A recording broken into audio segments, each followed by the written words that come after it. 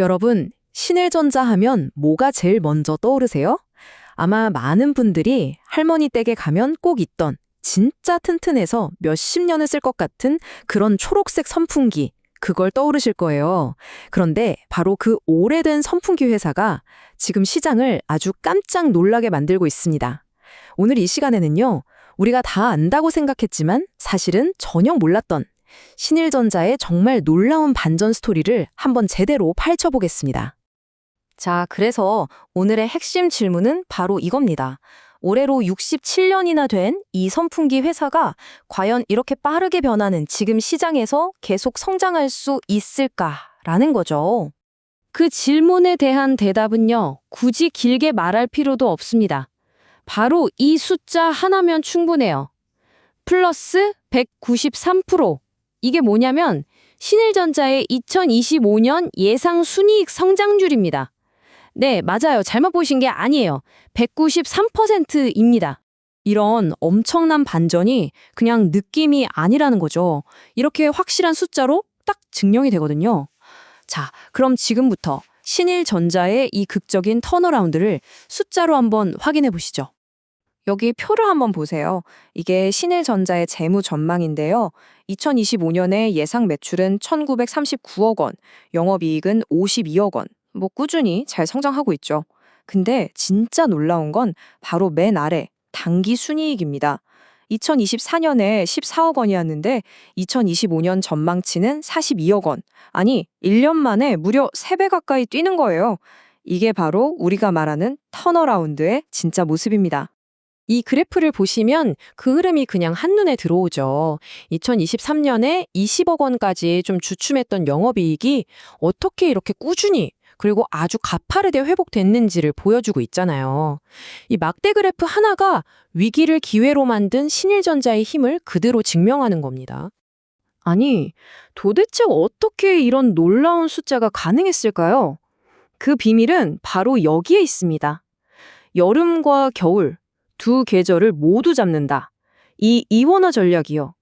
신일은 자기네 가장 큰 약점, 바로 그 계절성을 어떻게 정면으로 뚫어버렸는지 그게 핵심입니다. 첫 번째 전략은 이거였어요. 일단 원래 잘하던 핵심 사업, 즉 여름 가전을 프리미엄으로 만들자. 그냥 뭐 값싼 선풍기 많이 파는 데서 그치는 게 아니라 아예 기술력으로 무장해서 비싸도 잘 팔리는 시장을 꽉 잡기 시작한 거죠. 이게 그냥 말로만 그런 게 아니고요. 제품을 보면 딱 알 수 있어요. 예를 들면 소음은 적고 효율은 높은 BLDC 모터 선풍기 같은 프리미엄 제품을 내놨고요. 이미 400만 대 넘게 팔린 에어 서큘레이터 시장은 계속 주도하고 있죠. 특히 저거 캠핑족이나 1인 가구한테 완전 인기인 폴딩팬은 2025년에만 매출이 63%나 늘었습니다. 그러니까 이제는 그냥 바람을 파는 게 아니라 기술이 담긴 바람을 파는 회사가 된 겁니다. 근데요, 진짜 신의 한 수는 바로 이 두 번째 전략이었습니다. 여름 지나면 그냥 손가락 빨던 그 약점을 없애기 위해서 1년 내내 돈을 벌 수 있는 사업 구조를 만들어버린 거죠. 자, 이 차트 한번 보세요. 이게 그 성공을 아주 제대로 보여줍니다. 불과 몇 년 전인 2021년만 해도 여름 가전 매출 비중이 무려 80%였어요. 근데 2025년에는 이걸 50%까지 확 낮췄습니다.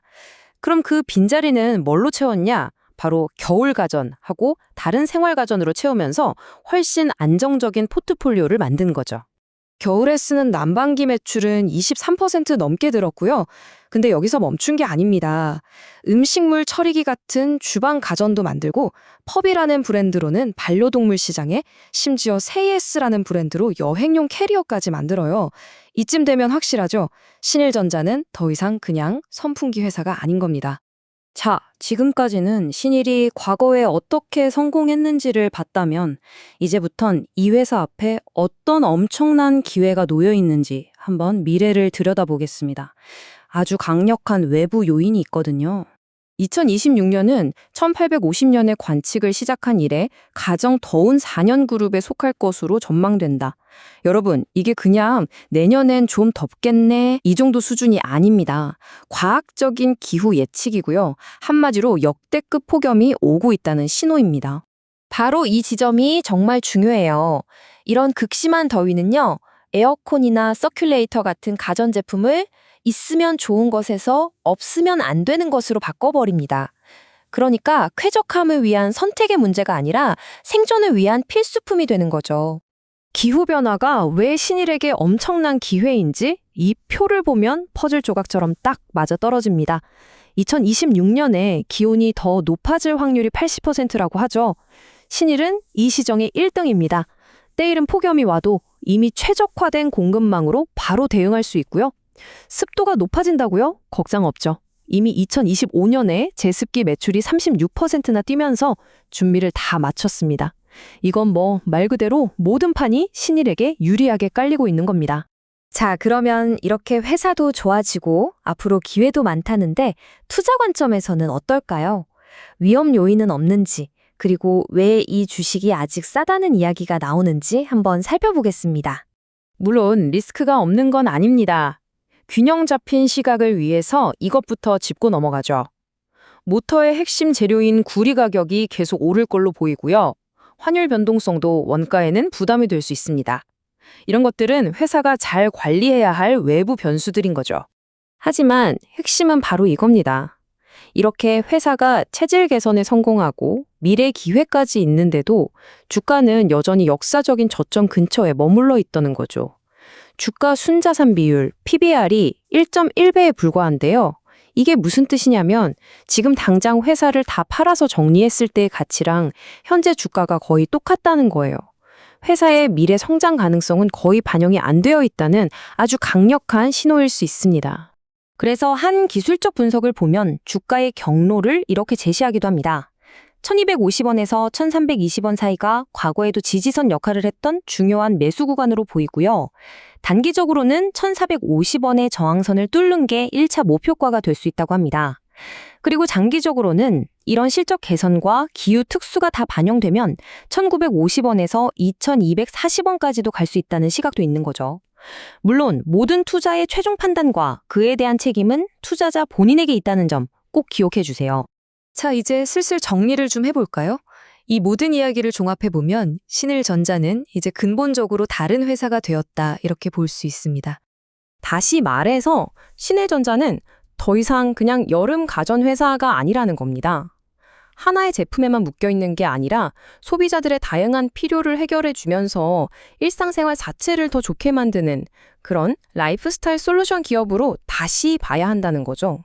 그리고 바로 이게 궁극적인 투자 아이디어로 연결됩니다. 펫 제품이나 여행 가방 같은 새로운 사업들을 통해서 신일이 진짜 더 이상 여름 한철 장사하는 회사가 아니구나라는 걸 시장에 증명하면 할수록 시장은 이 회사의 가치를 다시 보게 될 겁니다. 이걸 전문 용어로 멀티플 리레이팅이라고 하는데요. 과거보다 훨씬 높은 점수를 주면서 주가가 한 단계 위로 올라설 수 있다는 거죠. 오늘 이야기를 마무리하면서 이 질문을 한번 던져보고 싶습니다. 우리가 사는 세상이 이렇게 급격하게 변하고 있는 지금 우리가 일상에서 느끼는 이 쾌적함의 진짜 가치는 과연 얼마일까요? 그리고 그 가치를 만들어내는 기업의 잠재력은 과연 어디까지일까요?